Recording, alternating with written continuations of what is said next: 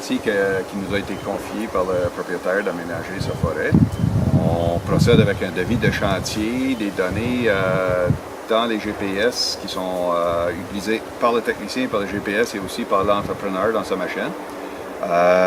Nous avons des consignes précises qu'on demande au propriétaire, tels que pourcentage de prélèvement de bois, de suivre le martelage, prudence autour des ruisseaux et autres bandes de protection. Et puis, c'est extrêmement important qu'on a un entrepreneur à lequel on peut faire confiance d'exécuter ces travaux-là avec le plus haut niveau de conscience. Au niveau des cours d'eau, Jean-Pierre, est-ce que tu as regardé pour les bandes de protection, comment ça a été dans le morceau que tu as bouché la semaine passée? Oui, c'est ça. J'ai été tout checker ça, puis j'ai comme exclu des morceaux là, qui c'était humide. Je l'ai laissé des arbres marqués. Okay, ouais. On aurait tracé si on aurait été les chercher. Fait que j'ai décidé de laisser ça là. Tu iras checker ça. Oui, bien c'est ça. On avait discuté ça, d'essayer de contourner ces vignes. C'est parfait.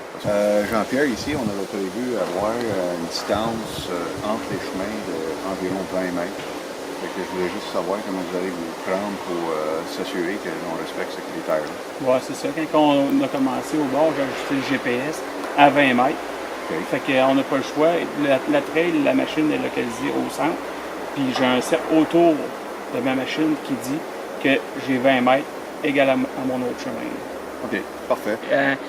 Quand que je commence un chantier, on a un débit. Puis j'ai mes longueurs de bois. Je rentre mon bio 12, 16, 9 pieds. On rentre tout ça là avec le diamètre. La machine, elle s'en va, fait tout ça tout seul. Mettons 16 pieds 8 pouces, 12 pieds 6 pouces, 9 pieds 4 pouces. Puis tout se fait comme ça. Une fois que je l'ai coupé, il est rendu proche. On l'analyse un peu.